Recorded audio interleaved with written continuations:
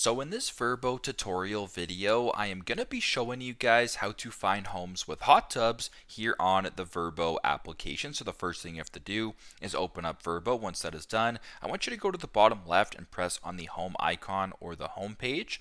Once you're on the home page here, where it says going to, I'm just going to go ahead and select a city that would have offerings with a hot tub. So I'm just going to go ahead and press Vancouver, British Columbia for this demonstration. Once it is done, I'll go ahead and press on search.